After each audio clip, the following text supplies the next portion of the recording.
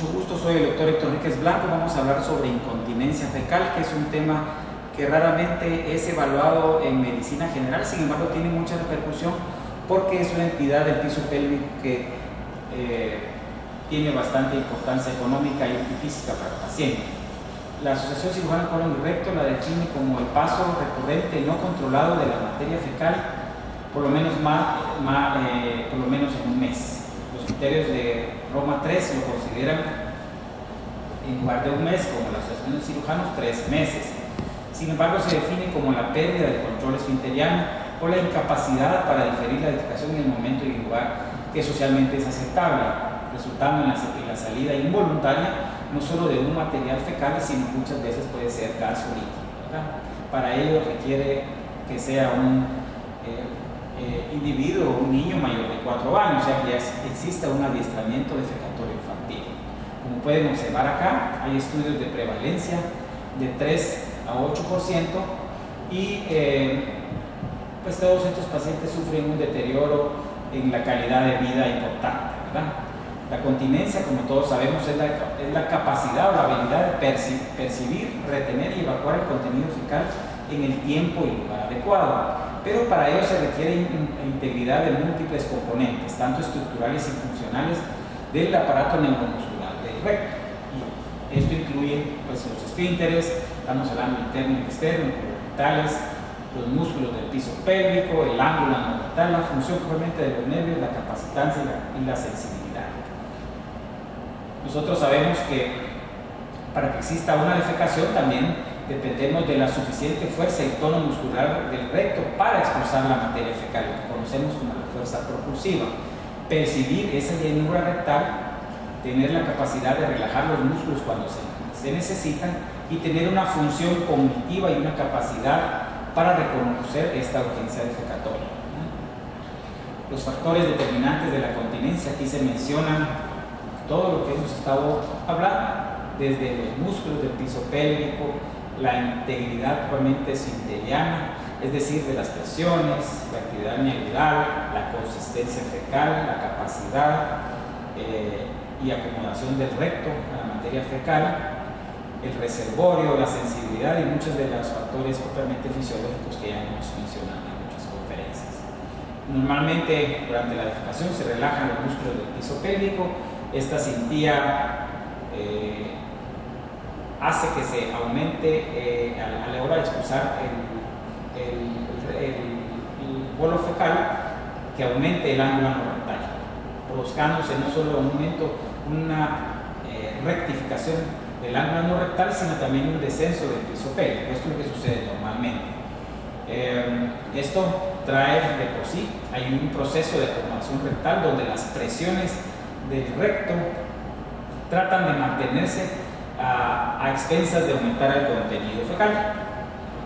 Es decir, aquí vamos a reconocer que para ello esto es lo que se conoce como el piso pélvico, ¿verdad? Todos los músculos incluyen el tubo rectal, el tubo coccigio, y a esto se le refiere el elevador del ano, ¿verdad? Esto es lo que es la hamaca pélvica, el cuerpo perineal y, por supuesto, desde una visión propiamente dicho superior, o sea, desde el punto de vista desde el abdomen, aquí estamos, y este es de una vista perineal.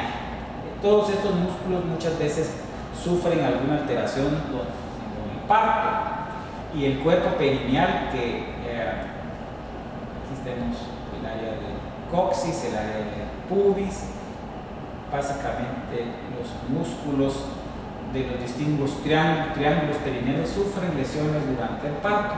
Muchos de ellos se producen desgarros. Este síntoma, como he mencionado, sucede en diferentes porcentajes en los estudios, pero sin embargo aquí en estos se ha mencionado desde el 2 hasta el 18%, pero en términos promedios es del 11 al 15%. Al comparar hombres y mujeres adultos no institucionalizados, pues usualmente observamos más prevalencia en mujeres que en hombres. Sin embargo, al aumentar la edad, esto se modifica un poco, especialmente en personas ancianas. Aquí pueden observar ustedes esto que hemos mencionado, al aumentar la edad, pues efectivamente hay mayor prevalencia de esta entidad. Afecta la calidad de vida, los aspectos psicológicos, los gastos, las personas se aíslan, hay pérdida de la independencia, también hay un marcado efecto laboral de la autoestima, ¿verdad? Como mencionamos, pues son más frecuentes en las mujeres por los propios desgarros o traumas obstétricos que existen, ya sea por el uso de fórceps o los partos precipitados, también por las episiotomías. Es frecuente en ancianos, en pacientes que tienen diarrea crónica, lesiones medulares, diabetes mellitus, síndrome de intestino irritable y otros factores asociados aquí con el prolapso rectal, radioterapia, enfermedades neurológicas, procedimientos quirúrgicos de diferente índole, como por ejemplo esterectomías, esfinterotomía lateral interna o colectomía. Nosotros tenemos que reconocer que se clasifica en tres grandes grupos. La incontinencia puede ser pasiva, que se debe a una descarga fecal o de gases sin previo aviso. La de urgencia, donde existe este síntoma y aún con los intentos activos de detener no se logra. Y de la presencia de manchado fecal, donde el paciente va a defecar en condiciones normales, sin embargo después del acto defecatorio hay un descubrimiento de otras cantidades sin aviso asociado, manchando la ropa interior después de una evacuación normal. Es importante que clasifiquemos esta entidad de estas maneras. Otros autores lo mencionan haciendo énfasis si existe un piso pélvico normal o anormal, si es una incontinencia por rebosamiento o llamado también de rebalse, o existe una pseudoincontinencia, ya sea provocada por manchado fecal o por urgencia, ¿verdad? El manchado fecal es muchas veces, o se presenta muchas veces asociado a desórdenes fisiológicos, entre ellos de la sensación rectal, de la forma en que los músculos del piso pélvico se relajan, y por eso muchas veces cuando hay manchado fecal se opta por hacer una fisioterapia de rehabilitación del piso pélvico con el biofeedback. Entonces ahí es ahí donde se le enseña o reeduca al paciente a poder sentir apropiadamente contenidos fecales en poca cantidad, a poder tener un mecanismo de avanzado a la expulsión de la materia fecal normal. Muchas veces cuando miramos estos pacientes con incontinencia fecal, el 80% es multifactorial. Aquí vamos a ver, como lo mencionamos anteriormente, algunos problemas probablemente en las presiones del esfínter, otros con las evacuaciones incompletas, otros con desórdenes neurológicos, sean de los nervios del piso pélvico, otros con disfunciones del reservorio rectal, con disfunciones sensoriales o hasta cognitivas, cuando ha habido un accidente cerebrovascular o un desorden neurológico. Lo cierto es que cuando vemos pacientes con incontinencia, usualmente estamos tratando pacientes cuya fuerza muscular está baja, tienen poca capacidad rectal, sensibilidad anormal y valsalvas anormales. Es nuestro objetivo detectar cuál de ellos es el factor predominante. El trauma obstétrico continúa siendo la causa más común del daño esfinteriano en el parto vaginal. Pueden observarse aquí que especialmente en mujeres esta situación sucede usualmente, inclusive hasta el daño esfinteriano, hasta en el 30% de los casos. Muchos de estos, 85% de los casos se asocian cuando existe un desgarro de tercer grado o mayor.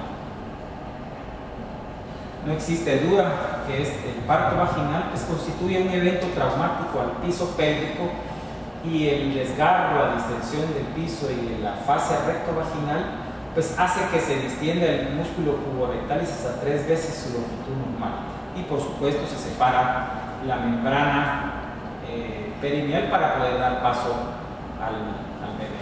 Dentro de los factores propiamente obstétricos relacionados tenemos un alumbramiento con forceps, una posición persistente fetal posterior, prolongación de la segunda fase, laceraciones de tercer grado o más, como mencionamos, primíparas con recién nacidos grandes, distocias de hombros, episiotomías en la línea media, etc.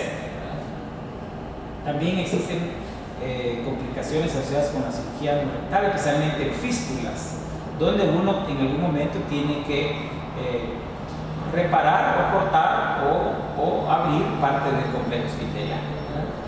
También en esfinterotomía lateral interna, que es una de las situaciones, aunque no sea frecuente, como lo menciona acá, en el 10% de los casos, pues existe el riesgo de algún tipo de escape o de escurrimiento o de manchado fecal, especialmente en pacientes que han realizado este procedimiento, ¿verdad? Aquí solo se vuelve a mencionar, usualmente los casos de incontinencia fecal después de esta esfinterotomía es cuando se ha hecho una esfinterotomía muy amplia, más del 50%, o se ha hecho en el lugar inapropiado, o ya que el paciente probablemente tenía algunos desórdenes de funcionamiento, ¿verdad? Vamos a continuar viendo la historia clínica. Es importante, igual como lo mencionamos en otras, evaluar el examen físico, el examen proctológico, todos los antecedentes ginecológicos, neurológicos y urológicos del paciente, ¿verdad? Utilizamos muchas veces dentro de esta historia clínica ya detallado la forma de alimentación, qué medicamentos utiliza, qué cirugía se ha hecho, cómo está la consistencia de sus heces, y esto requiere un tiempo específico para poder evaluar el grado y la severidad de la entidad. Nosotros utilizamos este índice de la Cleveland Clinic que relaciona específicamente la frecuencia y la intensidad de la incontinencia fecal. En la historia clínica inicial es importante, aparte del examen proctológico que hemos mencionado, una evaluación cognitiva apropiada y por supuesto evaluar la consistencia de las heces. Igual seguimos utilizando la escala de Bristol, el índice de Wexner, que ya lo mencionamos, 0 a 20, anormal se considera arriba de 9, ¿verdad? Tacto rectal, es importante evaluar la presencia de un reflejo anocutáneo para descartar causas neurológicas, también la presencia de la sensibilidad en S2 a S4, por supuesto el tono del esfínter y todos los parámetros que aquí se mencionan, ¿verdad? El tacto rectal debe hacerse de forma dinámica, no solo estática, sino tratar de decirle al paciente que puje y que relaje el esfínter para evaluar cómo se mueve el mecanismo esfinteriano, ¿verdad? Todos los demás exámenes, en estos casos, pues algunos se pueden realizar en Guatemala, como la manometría no rectal, la electrografía no rectal de superficie, la defecografía en algunos casos, y pues habiendo descartado propiamente causas propiamente obstructivas o propiamente estructurales, ¿verdad? Y la razón de realizar estos estudios propiamente estructurales y funcionales es para determinar no solo el índice de severidad, también para determinar cómo afecta la calidad de vida, sino también enfocarse propiamente en el tratamiento, porque muchas veces estos test nos van a ayudar a evaluar si el paciente es candidato para un tratamiento propiamente de biofilm. En estos casos, algunos pacientes pues sí optan o se requieren, de acuerdo a los parámetros, para este tipo de terapia, otras veces no. Aquí se menciona la correlación que ha existido entre los diferentes autores entre examen físico, hallazgos del tacto rectal con otras entidades. Algunos mencionan que el mejor manómetro es el tacto rectal, sin embargo se ha visto que en realidad muchas veces se puede equivocar. Entonces no es fidedigno, especialmente en defectos esfinterianos, al comparar con el ultrasonido. La manometría no rectal, no vamos a entrar en detalle, ya hablamos de ella bastante, cómo evalúa las presiones del esfínter en reposo y en contracción, el ultrasonido para ver la anatomía, en las diferentes partes del esfínter externo. Este es el esfínter interno. Aquí pueden observar el externo es hiperecoico o mixto y el interno es hipoecoico o de baja densidad, circunferenciales ambos. Aquí es anterior, aquí es posterior, tabique rectovaginal amplio. Aquí hay un desgarro pueden observar claramente cómo hay ausencia de esfínter en esta parte, o sea, de la parte tanto de esfínter externo como de interno, ¿verdad?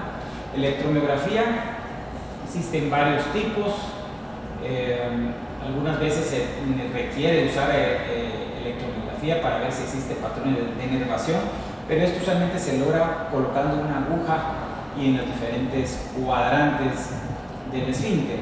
Se trata de evitar y usar únicamente, más que todo, la electromiografía orbital de superficie, cuya correlación es bastante apropiada. La latencia de nervios pudendos también nos ayuda a ver si existe alguna neuropatía de los pudendos, especialmente cuando tienen parámetros arriba de 2.2 milisegundos. Pasamos después al manejo. En estos casos hemos observado pues, que la selección de acuerdo a los resultados propiamente dicho de los exámenes de laboratorio nos va a dar ante todo cuál va a ser el método de manejo. Por ejemplo, en la mayoría de casos iniciamos con un manejo conservador a base de control de síntomas, tratamos de evitar cirugía y reservamos la cirugía para los casos donde ha fallado el tratamiento médico y aquellos donde existe un mecanismo neurológico intacto y probablemente el esfínter está alterado. O sea que inicialmente el manejo debe ser conservador, quiere decir mejorar el hábito defecatorio, tratar de mejorar la expulsión de la materia fecal, el vaciamiento ya sea programado o con enemas, cambiar el estilo de vida, mejorar las medidas higiénicas, aumentar el peso para que el paciente no tenga poco peso, dar loperamida algunas veces cuando tiene evacuaciones muy aguadas o de baja consistencia, especialmente cuando el paciente quiere salir a algún evento social en la mañana, ¿verdad? Aquí se menciona la fenilefrina tópica, sin embargo está en controversia. Este es el manejo conservador. Muchas veces hay otras técnicas, por ejemplo, especiales. De estas en Guatemala pues tenemos feedback, sin embargo están en estudio la inyección de sustancias en el conducto anal, propiamente dicho sustancias que pueden ver algún tipo de sustancias que se han aplicado en otras latitudes de relleno, especialmente en las zonas donde el esfínter está deficiente. Se utiliza más que todo para esfínter interno. También la estimulación de nervios sacros ha tomado auge, especialmente cuando las medidas iniciales han fallado o el esfínter está completamente intacto. También el ano magnético y algunos procedimientos quirúrgicos eventualmente pudieran ser necesarios cuando existe daño esfinteriano. Mencionamos aquí el biofeedback y la electromiografía de superficie. Aquí está pues la evidencia científica ya es, como mencionamos anteriormente, es buena, es beneficioso en algunos casos. O sea que hay que tratar de evaluar al paciente para ver si es candidato para esta terapia. En los protocolos que se han utilizado, pues en realidad aquí no compete las inyecciones de estas sustancias, aunque tienen algunas veces algún poquito de eventos adversos, pues utiliza dextánómeros en microesferas y que permanecen por más tiempo en el espacio interesfinteriano. La estimulación de nervios sacros, que ha tomado auge en los últimos 10 años, es excelente en algunos casos donde el esfínter está intacto o con poco daño. Todos estos tipos de procedimientos van a ser manejados de acuerdo al índice de Wechsler y de acuerdo al manejo inicial defecatorio. El biofeedback sigue siendo un tratamiento importante. En algunos casos, algunas reparaciones esfinterianas complejas o hasta la colostomía en algunos casos. Aquí tenemos algunas imágenes de la estimulación del nervio sacro, que es un procedimiento pues, bastante caro, usualmente oscila entre 20 a 25.000 dólares en las dos fases. Sin embargo, en otros países se ha utilizado. Estas sustancias químicas que se están aplicando para relleno. También está el procedimiento de seca, no vamos a hablar de él. Los procedimientos quirúrgicos complejos que van desde una reparación del esfínter hasta procedimientos más complejos. Cuando hay prolapso rectal, primero se repara y después se espera 6 meses para evaluar cómo está el mecanismo esfinteriano. Aquí tenemos una esfinteroplastía, algunas imágenes finalmente, donde está el músculo dañado acá y se hace una reparación del esfínter y se cierra para lograr una circunferencia apropiada del esfínter. Estas veces la esfinteroplastía muchas veces tiene éxito, sin embargo otras no. En algunos estudios se ha mencionado que el éxito va al 60 hasta 70%. Otros autores mencionan que a largo plazo solo es del 50%. Por eso seleccionamos qué paciente va a necesitar cirugía, algunos procedimientos más complejos, hasta el ano artificial. Pueden ver cómo se coloca un ano artificial, que también es un procedimiento bastante oneroso y que muchas veces pues no es la solución al respecto.